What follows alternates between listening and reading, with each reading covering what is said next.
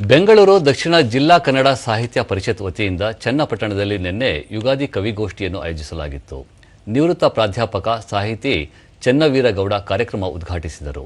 ಈ ವೇಳೆ ಕವಿಯತ್ರಿ ಸರಸ್ವತಿ, ಜಿಲ್ಲಾ ಕನ್ನಡ ಸಾಹಿತ್ಯ ಪರಿಷತ್ ಅಧ್ಯಕ್ಷ ಬಿಟಿ ನಾಗೇಶ್, ಕವಿ ಯಲೆಕೆರೆ ಶಿವರಾಮ್ ಮತ್ತಿತರರು ಉಪಸ್ಥಿತರಿದ್ದರು. ಈ ವೇಳೆ ಕವಿಗಳು ಯುಗಾದಿ, ಪ್ರಕೃತಿ, ಪರಿಸರ ಇತ್ಯಾದಿ ವಸ್ತು ವಿಷಯಗಳ ಕುರಿತು ಕವಿತೆಗಳನ್ನು ವಾಚಿಸಿದರು. ಬಳಿಕ ಚೆನ್ನವೀರಗೌಡ, ಕಾವ್ಯ ಸಂಸ್ಕೃತಿಯೂ ಹೌದು, ಅನ್ಯಾಯದ ವಿರುದ್ಧದ ಧ್ವನಿಯೂ ಹೌದು. ಕನ್ನಡ ಸಾಹಿತ್ಯ ಪರಂಪರೆಯಲ್ಲಿ ಪಂಪನಿಂದ ಈವರೆಗೆ ಎಲ್ಲರೂ ಈ ಕೆಲಸ ಮಾಡುತ್ತಾ ಬಂದಿದ್ದಾರೆ ಎಂದು ಅಭಿಪ್ರಾಯಪಟ್ಟರು.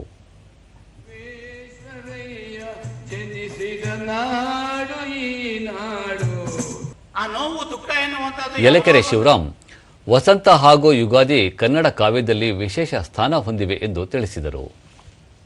ಅದರ ಆನಂದವನ್ನ, ಅದರ ನಗುವನ್ನ ಮಾತ್ರ ಹೊರಸೂಸುವಂತ ಒಂದು ಪ್ರಯತ್ನವನ್ನ ಕವಿ ಮಾಡ್ತಾನೆ ಎನ್ನುವಂಥದ್ದನ್ನ ನಾವು ಗಮನಿಸಬಹುದು.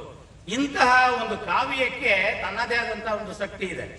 ಬೇಂದ್ರೆ ಒಂದು ಮಾತನ್ನ ಹೇಳ್ತಾರೆ, ಭೃಂಗದ ಬೆನ್ನೇರಿ ಬಂತು ಕಲ್ಪನಾ ವಿಲಾಸ, ಮಸದ ಗಾಳಿ ಪಡೆಯುತ್ತಿತ್ತು ಮಂದಹಾಸ, ಏನು ಏನು ಜೇನು ಜೇನು ಗುಂಗುಂಗಾನ, ಸಂಕನಾದಕ್ಕಿಂತ ಕಿಂಚಿದೂನ. ನಮ್ಮ ಬಿಟಿ ನಾಗೇಶ್, ಭಾಗವಹಿಸಿದ ಎಲ್ಲ ಕವಿಗಳು ಯುಗಾದಿಯ ಆಶಯಕ್ಕೆ ಒಪ್ಪುವಂತೆ ಕಾವ್ಯ ವಾಚನ ಮಾಡುವ ಮೂಲಕ ಕಾರ್ಯಕ್ರಮ ಯಶಸ್ವಿಗೊಳಿಸಿದ್ದಾರೆ ಎಂದರು. ನಾವು ಕ್ಯಾಲೆಂಡರ್ ರೂಪಿಸೋಣ ಸಹಕರಿಸಬೇಕು ಅಂದ್ಬಿಟ್ಟು ಅವನು ಯಾರಪ್ಪ ದೊರೆ ಅಂದರೆ ಅವನು ಜೂನಿಯರ್ಸ್ ಅನ್ನುವ ಚಕ್ರವರ್ತಿ.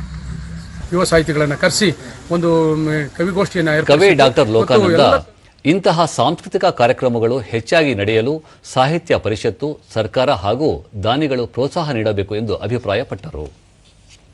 ಇವತ್ತು ಸಮಾಜಕ್ಕೆ ಮತ್ತು ಒಳ್ಳೆಯ ಸಂದೇಶಗಳನ್ನು ಕೊಡುವುದರ ಮೂಲಕ ಮತ್ತು ಹಬ್ಬದ ವಿಶೇಷತೆ ಬಗ್ಗೆ, ಇವತ್ತು ಏನು ಹಬ್ಬಗಳ ಯಾತಕ್ಕೆ ಆಚರಣೆ ಮಾಡಬೇಕು, ಹೇಗೆ ಆಚರಣೆ ಮಾಡಬೇಕು, ಇದರ ಪರಿಸರದ ನಡುವೆ ನಾವು ಪರಿಸರದ ಬಗ್ಗೆ ಎಲ್ಲ ಕವಿತೆಗಳನ್ನು ಉತ್ತಮವಾಗಿ ವಾಚನ ಮಾಡಿದ್ದಾರೆ.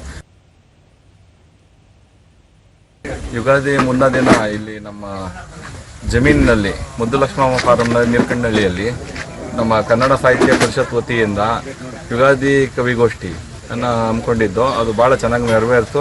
ಮತ್ತು ಎಲ್ಲ ಕವಿಗಳು ಬಂದು ಒಳ್ಳೆಯ ವಾಚನ ಮಾಡಿದ್ರು. ನಮ್ಮ ಬಿಟಿ ನಾಗೇಶ್ ಅವರು ಈ ಕಾರ್ಯಕ್ರಮವನ್ನು ಭಾಳ ಯಶಸ್ವಿಪೂರ್ಣವಾಗಿ ನಡೆಸ್ಕೊಟ್ರು.